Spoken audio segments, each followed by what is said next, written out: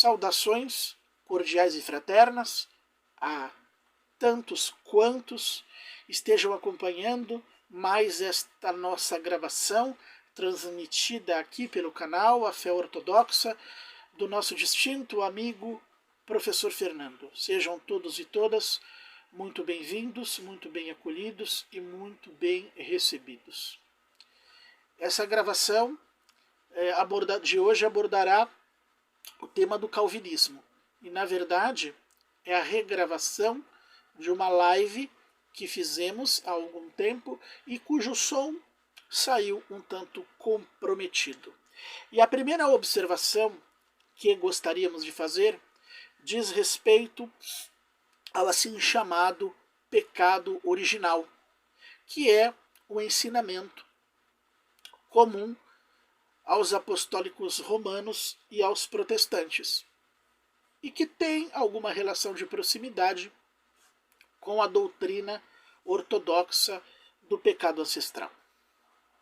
É clássico da parte dos agostinianos e dos calvinistas o apelo ao Salmo 50, minha mãe concebeu-me em pecado.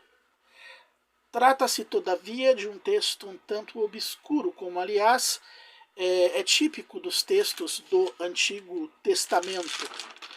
E bem poderíamos dizer, caso quiséssemos, que o autor deste salmo está, na verdade, se referindo à sexualidade humana como algo mal, negativo, pecaminoso. Naturalmente, que assim fosse, nós encararíamos a perspectiva desse salmista como absurda. E, no entanto, este tipo de apreciação fazia parte do judaísmo primitivo, ou da antiga cultura hebraica, mesmo quando não fosse única ou majoritária. Então, era um preconceito que estava ali presente. Admitamos, porém, que este texto diga respeito à condição da criança, no sentido de que haja algo de anômalo ou de pecaminoso nela. Teríamos, então, de admitir uma condição similar à do pecado pessoal, ou que esse pecado implica numa transferência de culpa, como querem Agostinho, Lutero, Calvino, dentre outros. Será que estaríamos obrigados a concordar com eles?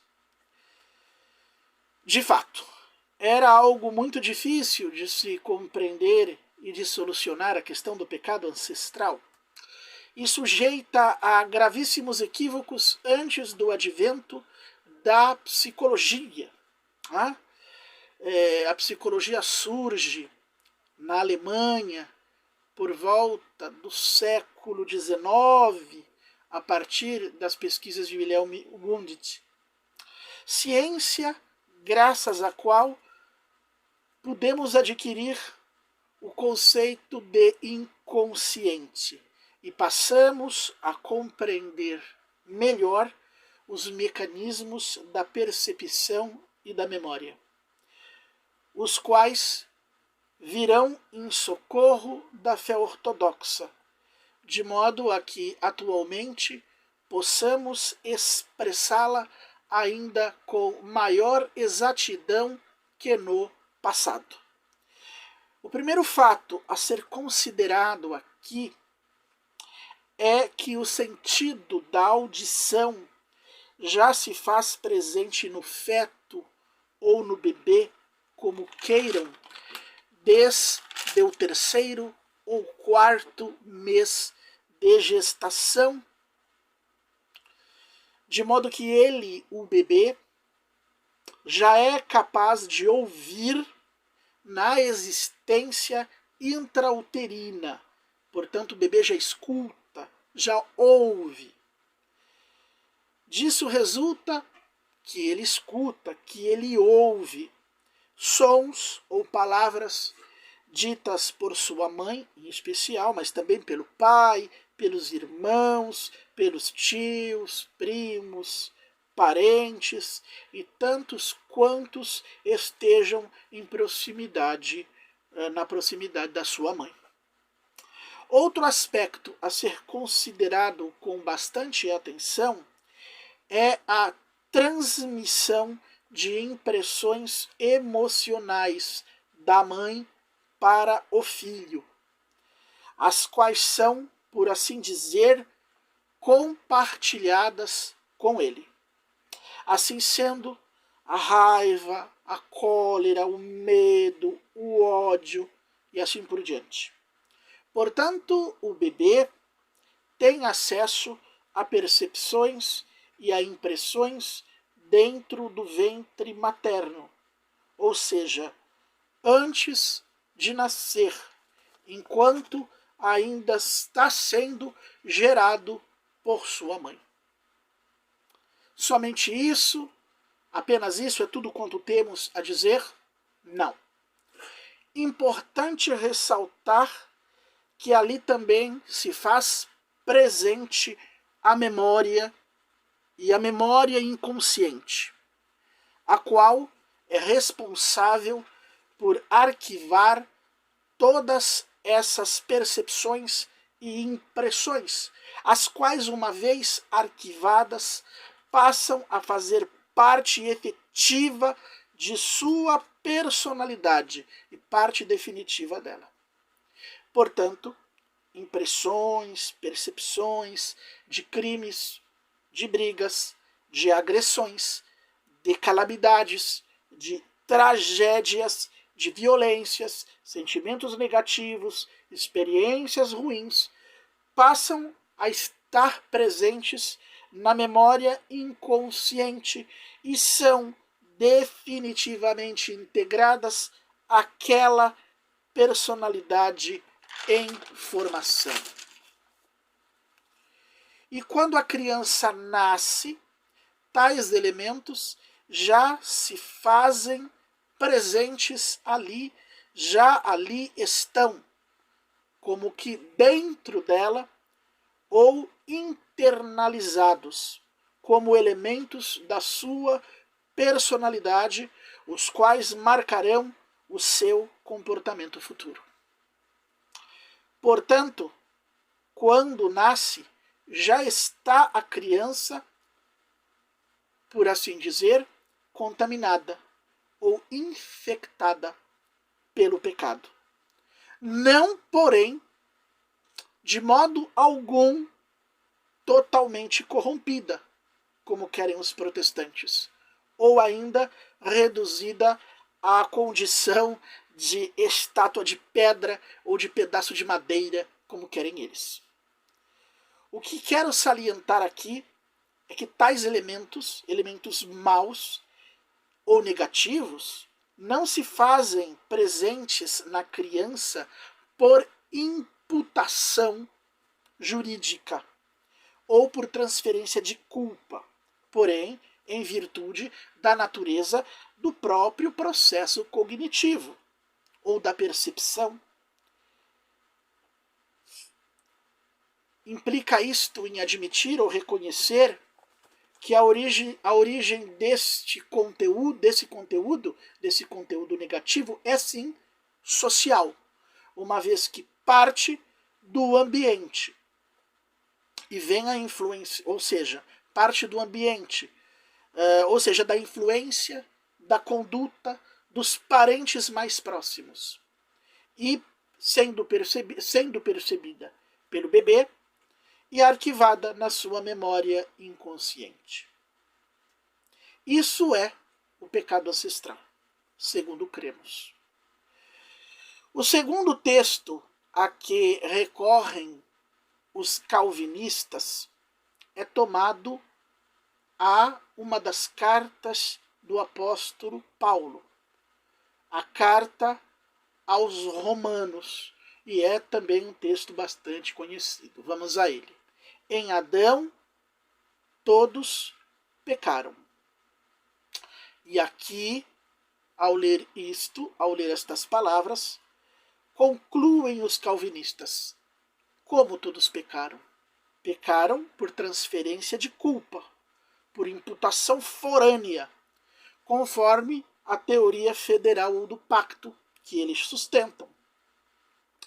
Pacto no qual o mítico Adão representaria toda a sua descendência, ou seja, a sua posteridade. No entanto, o que Paulo diz aqui, quero enfatizar isto, é que no mítico Adão, quanto ao Adão, digo mítico porque a existência real dele, ou melhor, sua inexistência real, sua existência, de modo algum é necessária no que concerne ao pecado e à sua superação. Não precisamos de um Adão. O que Paulo quer dizer aqui é que nesse mítico personagem, todos pecaram. É apenas isto e somente isto que Paulo nos diz.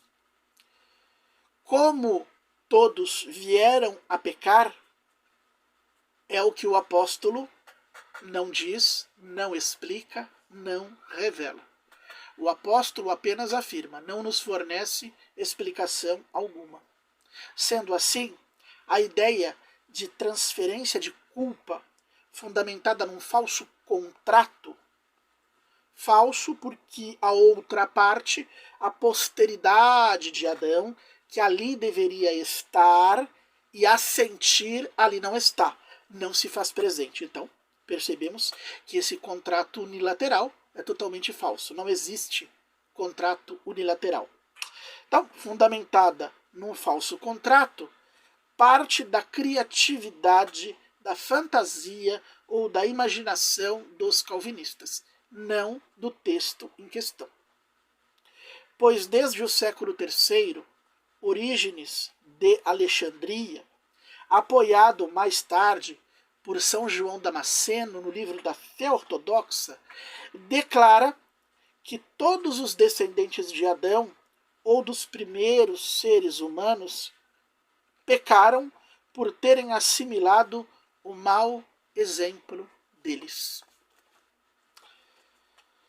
Sendo assim, Adão, ou melhor, os primeiros humanos que pecaram, foram tomados como modelos de comportamento por seus descendentes, ou pelas gerações que os sucederam. E foi assim que todos vieram a pecar em Adão, imitando o mau exemplo dele, ou imitando os maus exemplos dos primeiros seres humanos, das primeiras gerações. Em seguida, os calvinistas referem que o mesmo apóstolo Paulo, aludindo aos crentes antes de sua adesão a Cristo e a sua mensagem, como estando mortos. A partir daí, os calvinistas desenvolvem ou criam todo um enredo, pois dizem eles calvinistas, estando mortos, eles não se poderiam converter por si mesmos, ou como dizemos, optar, deliberar, escolher, uma vez que um morto, um defunto, um cadáver, como queira, não está na posse de tais capacidades. É o que dizem os calvinistas. Tampouco, respondemos nós agora, pode um cadáver pensar ou entender qualquer coisa? Pode um defunto compreender? Pode um defunto raciocinar? Que dirão os calvinistas? Julgo que eles responderão pela negativa. Então, querem os calvinistas dizer com isso que os gentios, os pagãos, os descrentes em estado de natureza são incapazes de entender são incapazes de entender coisa alguma sobre as realidades espirituais ou invisíveis? porque estavam mortos? Parece-nos que o próprio Antigo Testamento se opõe a tal perspectiva. Pois caso observemos com atenção os exemplos contidos nesse registro, somos levados a concluir por outra resposta, né? Temos ali, para começar, que havia um vidente gentil, Balaão, com capacidades que podiam afetar até mesmo os hebreus. Passando à frente, nós topamos com um texto que declara que Moisés, o legislador dos hebreus, teria estudado as ciências dos egípcios na casa da vida. Devemos lembrar que a base desses estudos era religiosa. Além disso, esse mesmo Moisés, consta lá no Antigo Testamento, na Torá, que esse mesmo Moisés, ele foi sabiamente orientado por seu sogro, um certo Obabe ou Jetro, esposo de Séfora, o qual também era pagão. Seguindo adiante, chegamos ao livro de Ruth, o qual parece indicar que a Moabita Orfa era uma boa sogra. Seguindo mais adiante, topamos com o relato da rainha de Sabá, uma pagã, também pagã, que veio a Jerusalém ouvir as palavras de Salomão, filho de Davi. E essa narrativa é confirmada no Evangelho pelas palavras de nosso Senhor Jesus Cristo. Elias e Eliseu, que foram pilares do monoteísmo, ao se refugiarem na Síria, também foram acolhidos por mulheres pagãs. Passando a narrativa de Jonas, é esse profeta enviado a Nínive, capital do Império Assírio, que era um império pagão, para anunciar penitência aos habitantes daquela cidade. E nosso Senhor Jesus Cristo declara que os ninivitas, repito, eram pagãos, não apenas escutaram, como corresponderam aos apelos do profeta Jonas. Um exemplo ainda mais contundente, tirado do Antigo Testamento, sobre a capacidade dos pagãos raciocinarem e terem acesso a conhecimentos de ordem espiritual, diz respeito ao rei dos reis persa, Ciro, o Aquemenida, o qual é descrito no Antigo Testamento como um verdadeiro servo de Deus e mais como um tipo ou uma figura de nosso Senhor Jesus Cristo. Enfim, temos ainda na profecia de Ezequiel uma menção feita ao herói pagão Daniel, o qual não devemos confundir com Daniel, que é um outro personagem.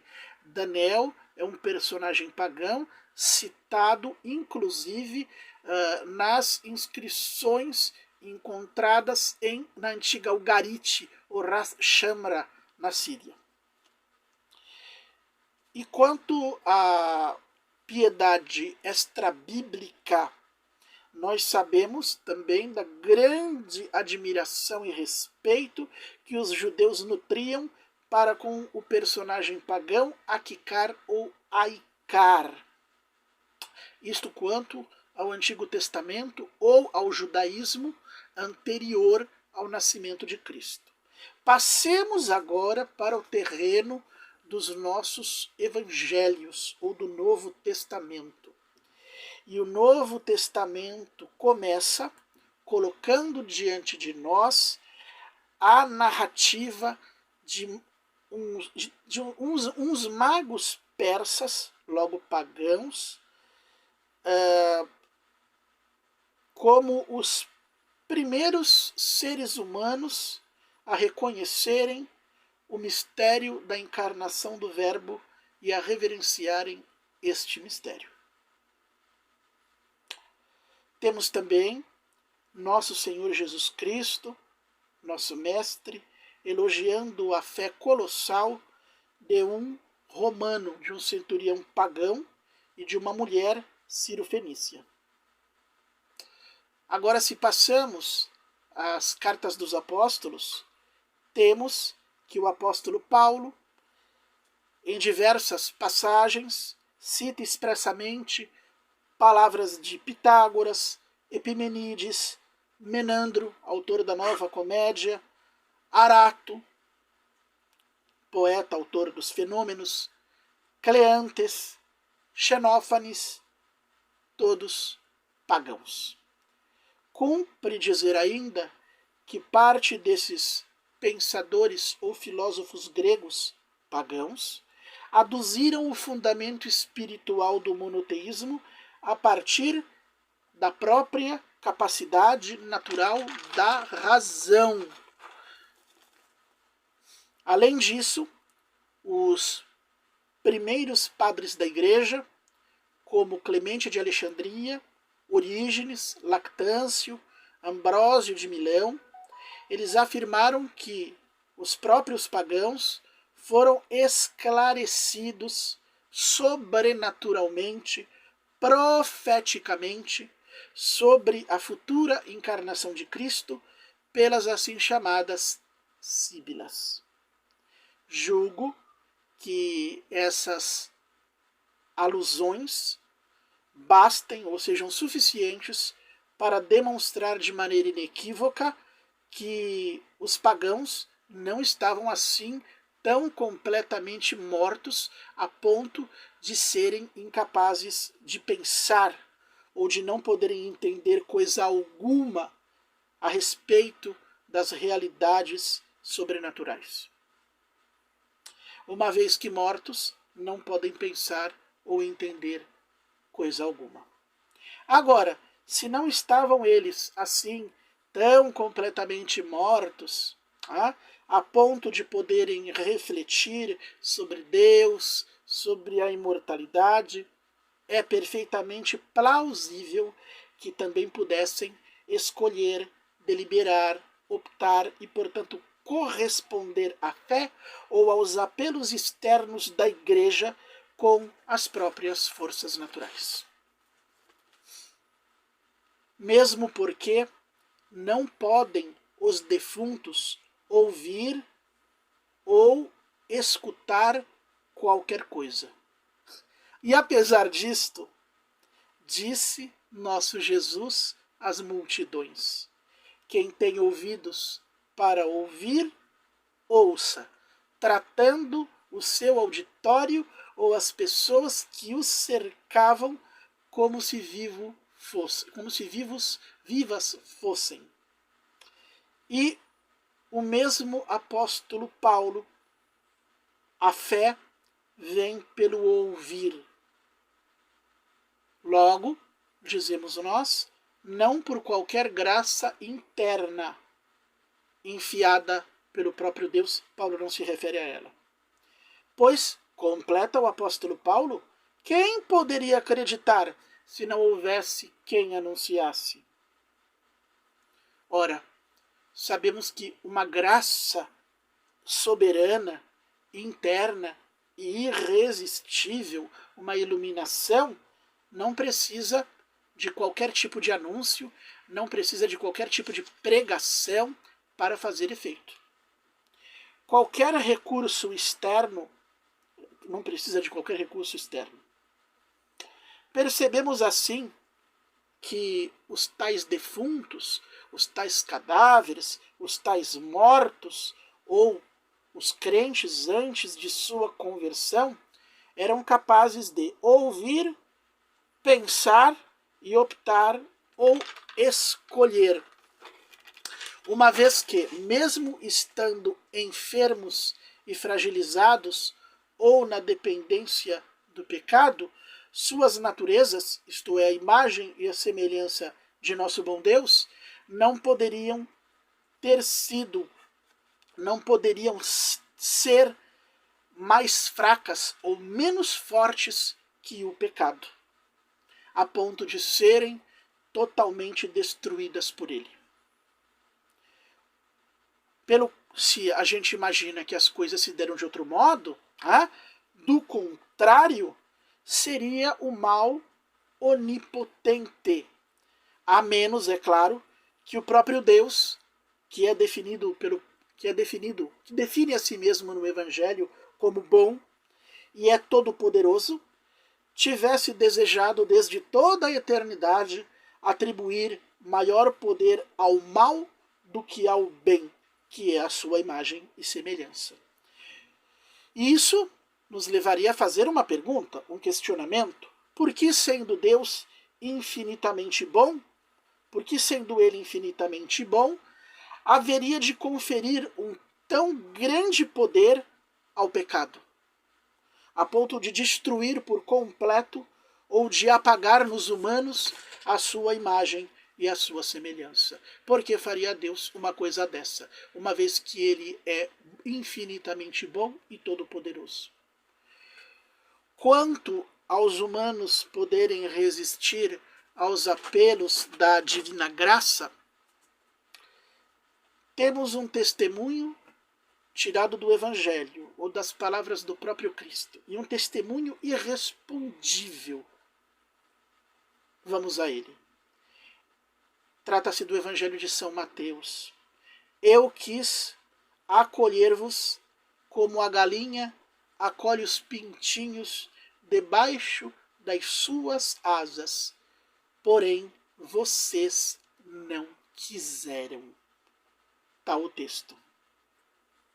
O que se opõe de modo cabal e incisivo à doutrina de uma graça soberana e irresistível. Aliás, o próprio livro da Revelação nos apresenta o homem como livre e tendo a capacidade, não só tendo a capacidade de abrir, como devendo abrir a porta do seu coração para que Cristo nele possa entrar. Diz esse texto: eis que estou eu à porta e bato. Jesus está à porta e bate. E continua o texto: se abrires, se o sujeito abrir, então cearemos, eu contigo e tu comigo. Portanto, o ato de abrir a porta para Cristo parte do próprio ser humano, da sua natureza. Não é Cristo que arromba a porta, mas o ser humano que deve abrir a porta em que ele bate. Cristo apela e o ser humano corresponde, é o que nos diz o livro da Revelação. Já quanto aos humanos terem autonomia para escolher, temos mais uma vez nosso bom mestre dizendo, desta vez aos apóstolos: querem vocês também ir embora como os judeus? Por que faria Jesus Cristo, nosso Senhor, uma pergunta desse tipo, caso fosse impossível que os apóstolos quisessem ir embora? Ou caso ele mesmo, Jesus Cristo, estivesse mandando embora? O que é suficiente para mostrar que o Deus dos Evangelhos, nosso Senhor Jesus Cristo, não viola ou quebra a faculdade do livre-arbítrio que ele mesmo concedeu às suas criaturas racionais, ou seja, os seres humanos. Como não quebrou o livre-arbítrio do jovem rico. Resta-nos esclarecer em que sentido ou em que medida pode este homem natural estar morto. E a resposta é bastante simples e fácil de se entender. Está ele, o homem natural, morto, não porque seja incapaz de ouvir, incapaz de entender ou incapaz de querer, e sim porque não tem, a partir de suas forças naturais, não tem ele acesso à vida eterna. Não tem ele acesso à vida divina e espiritual. E sem esta vida divina, sem esta vida eterna, sem esta vida espiritual, são considerados como mortos. São encarados, avaliados como mortos, espiritualmente mortos. Os calvinistas dão um sentido. Os calvinistas, de modo geral, costumam dar um sentido mais amplo, profundo e artificial a todos esses textos, de modo que a explicação ou a perspectiva negativa fica quase sempre ao encargo deles, os comentaristas, os intérpretes. Assim passam eles, os calvinistas, eles próprios, passam ao terreno do Santo Evangelho e buscam, neste terreno das palavras de Cristo, fundamentar a sua ideologia judaizante da predestinação restrita ou particular. E para negar que nosso abençoado Redentor tenha dado acesso à salvação, eles simplesmente restringem essa salvação a um grupinho, alegando que desde toda a eternidade tenha nosso bom Deus feito acepção de pessoas, ou seja, entre eleitos e abandonados, entre eleitos e desprezados, entre eleitos e mal-queridos. Quando podemos ler em diversas partes da Escritura que Deus não faz acepção de pessoas. Em outra parte lemos, é impossível que Deus minta. E em Paulo, o apóstolo, que ele, Deus, deseja a salvação de todos os seres humanos pelo perfeito conhecimento da verdade por ele revelada. Teria a vontade de Deus ficado sem cumprimento? Teria a vontade de Deus, senhores calvinistas, teria a vontade de Deus ficado frustrada, uma vez que o apóstolo declara, deseja ele a salvação de todos os homens? Ou teria o apóstolo Paulo mentido? Teria ele se equivocado? Tornemos, porém, ao Evangelho, porque eles, calvinistas, insinuam que quando nosso Senhor se refere a todos os seres humanos, está, na verdade, se referindo apenas às suas ovelhas, aos seus eleitos, aos predestinados, apenas a eles, tão somente a eles e não a todos os seres humanos.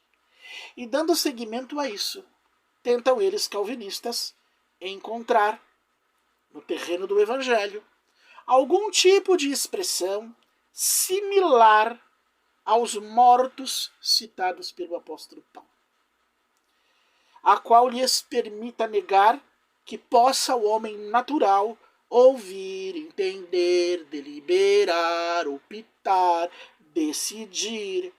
E para tanto, vão ao quarto evangelho, ao evangelho de São João, e tomam o seguinte versículo: quem peca é escravo do pecado. A partir destas palavras, começa mais uma vez o enredo.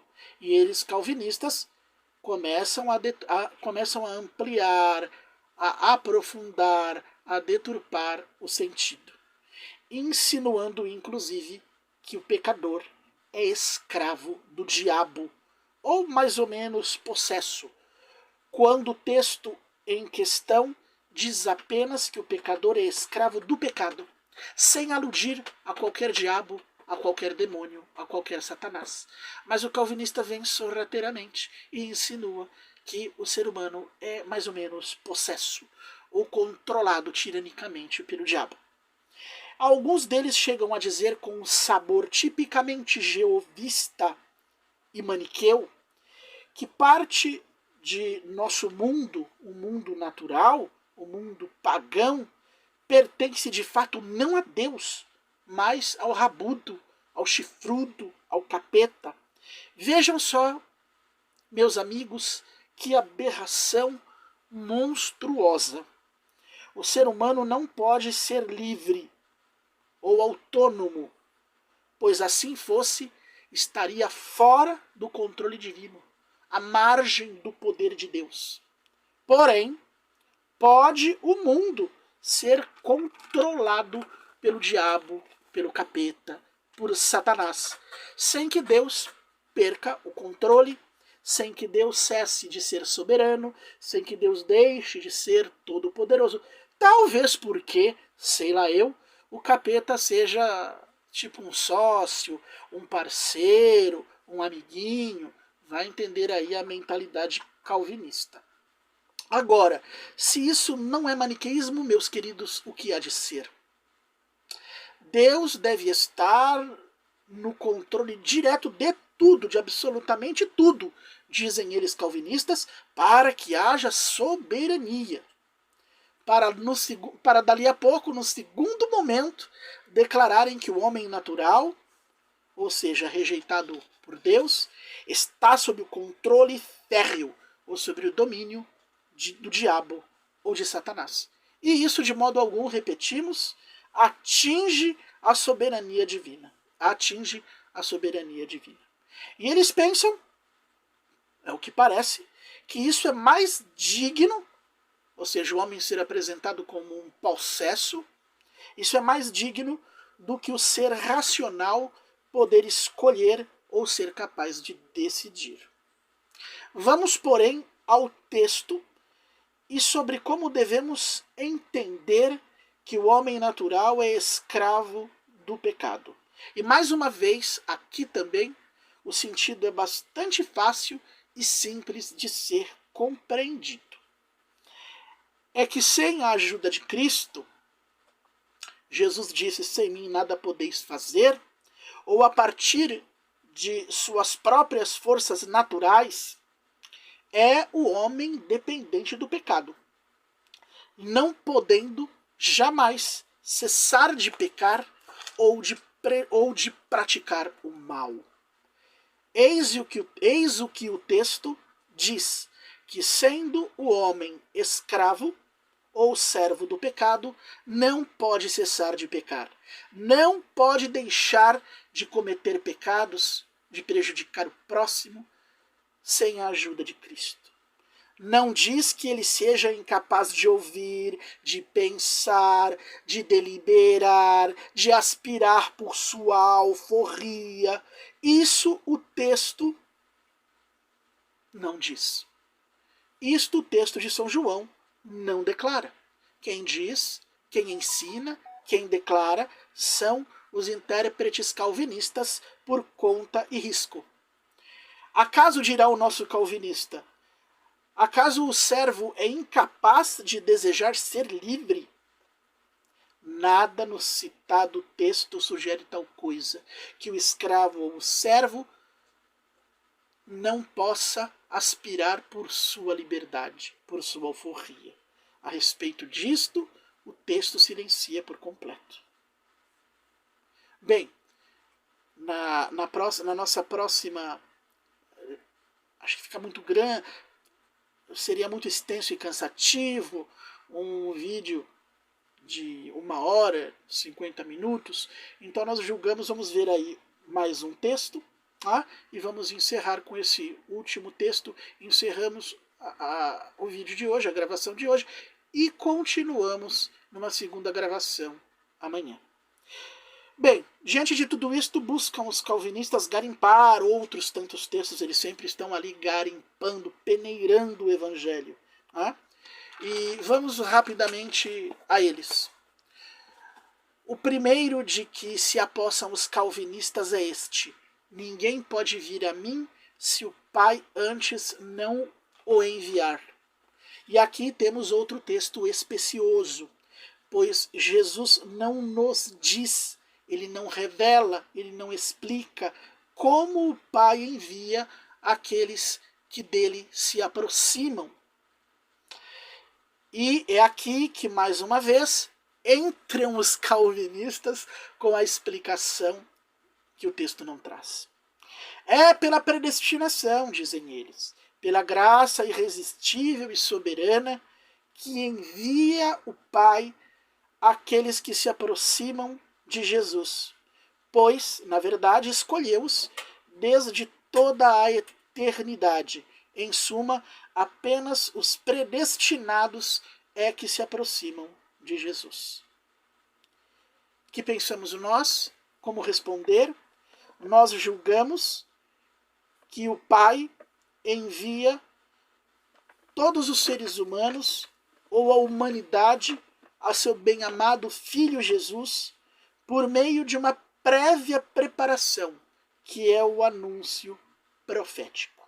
Noutras palavras, o Pai envia a humanidade a nosso Senhor Jesus Cristo, comunicando antecipadamente a ela que o Verbo se manifestaria entre nós, informando os seres humanos através de vaticínios proféticos,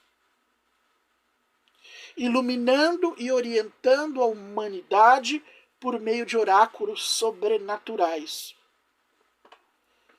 Assim foi que predispôs o Pai a humanidade a acolher a mensagem de nosso Senhor Jesus Cristo. Nada de predestinação mágica.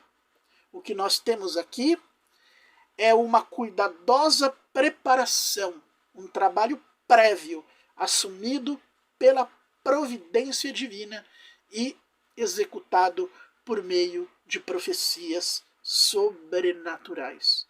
É a prévia divulgação entre todos os seres humanos sobre a manifestação de Deus na carne, ou sobre a encarnação de nosso Senhor Jesus Cristo. Bem, como dissemos, na próxima gravação examinaremos os outros textos empenhados pelos calvinistas. Por ora, damos fim a este discurso, damos fim a esta aula,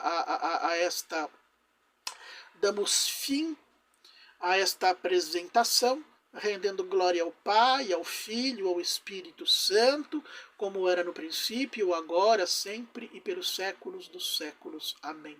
Adorada seja a Trindade consubstancial e indivisível, único Deus verdadeiro.